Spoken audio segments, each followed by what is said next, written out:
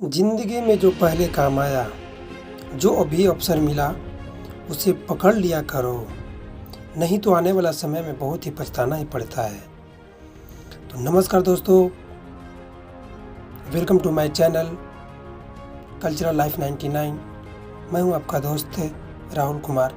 मैं एक भगवान पर आश्रित पुजारी जी का स्टोरी सुना रहा हूं। एक छोटा गांव था, उस गांव में कुछ लोग रहा करते थे। उस गांव के ठीक सामने एक बहुत बड़ा डैम था और उस गांव में एक शिव जी का मंदिर था। उस मंदिर में एक पुजारी रहा करते थे। एक दिन की बात है कि वहां के कुछ लोग ने हल्ला किया कि सामने वाला डैम टूट रहा है और वहां का पानी जो निकलेगा पूरा गांव को तबाह मचा देगा, डुबा कर रख देगा।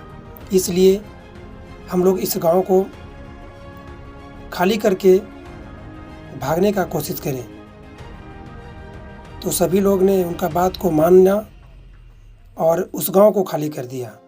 बस उस गांव में एक शिव जी का मंदिर और उस मंदिर में जो पुजारी रहा करते थे, वो पुजारी उसी मंदिर में ठहर गए। कुछ दिन डैम से पानी जो निकला, वह पानी मंदिर में भी हिलने लगा। तो पंडित जी मंदिर के अंदर जो घंटा होता है, उस घंटा में लटक कर भगवान को नाम ले रहे हैं, हे शिव हमें बचाओ, हे शिव हमें बचाओ।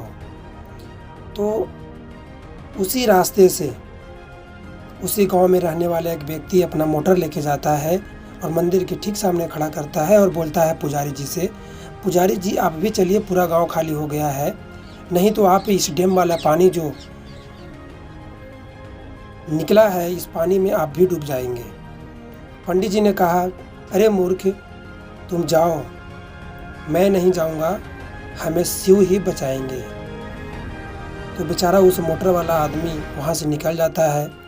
उसके बाद पानी की लहर और ऊपर की ओर बढ़ता है। तो पंडित जी वही शिव जी से विनती करते हैं, हे शिव हमें बचाओ, हे शिव हमें बचाओ, ताकि वहाँ का सारा आदमी अपना गांव को खाली करके चला गया था। फिर उसी डैम वाले पानी में एक नाव वाले व्यक्ति जाता है और मंदिर के सामने पहुँचता है तो देखता है मंदिर से आवाज़ निकलता है उसी पंडित जी का। तो उस नाव वाला आदमी बोलते हैं, पंडित जी आप घंटा छोड़कर निकलिए और चलिए नाव पर आइए, हम आपको बचाने के लिए आए हैं। तो पंडित जी ने फिर से वही बात को दोहराते हैं, बोलते हैं, अरे मूर्ख, तुम जाओ, हम नहीं जाएंगे, हमें शिव ही बचाएंगे। बेचारा नाव वाला व्यक्ति वहाँ से निकल जाता है, चला जाता है। तब तक डैम का पानी और ज़्यादा ऊपर की ओर बढ़ता है। तब पंडित जी उस मंदिर के जो ऊपर वाला त्रिशूल होता है, उसी त्रिशूल को पकड़कर पंडित जी ने विनती करते हैं शिव जी से, बोलता है, हे शिव हमें बचाओ, हे शिव हमें बचाओ। तब तक एक हेलीकॉप्टर से कुछ लोग आते हैं बचाने के लिए और देखते हैं कि मंदिर के पास एक आदमी है, वो चिल्ला रहा है। तो अपना रस्सी ऊपर से फेंकता है हेलीकॉप्टर वाला और बोलता है, पुजारी जी इस रस्सी को पकड़कर आप ऊपर की ओर आ जाइए, हम आपको बचाने के लिए आए हैं। पंडित जी कहते हैं, अरे मूर्ख, तुम हमको क्या बचाओगे, तुम अपना खुद को देखो, हमें तो शिव ही बचाएंगे। तो उस हेलीकॉप्टर वाला जो आदमी होता है वो भी वहाँ से चला जाता है। तब तक डैम का पानी इतना ज़्यादा उस गांव को डुबा लेता है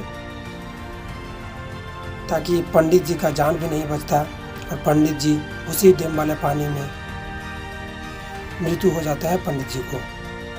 तो पंडित जी के मृत्यु होने के बाद जब यम लोग गए हैं, शिव लोग गए हैं, तो शिव जी से कहते हैं पंडित जी, हे शिव जी आप तो हमें बचाया नहीं, हम आपको इतना दिन भक्ति किए, सुमरन किए, पूजा किए, आप हमको क्यों नहीं बचाएं।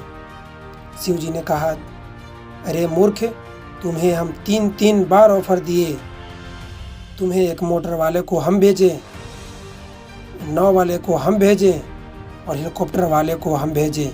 अगर तीनों ऑफ़र में से एक ऑफ़र को पकड़ लिया होता तो आज तुम मेरे पास नहीं होता उस मंदिर में, या जिस आदमी को हम भेजे थे उस आदमी आपको बचाता तो तुम अपना धरती पर जीवित रहता।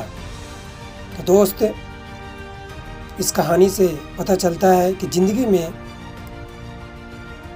कोई भी ऑफ़र मिले पहला उसे पकड़ लिया करो।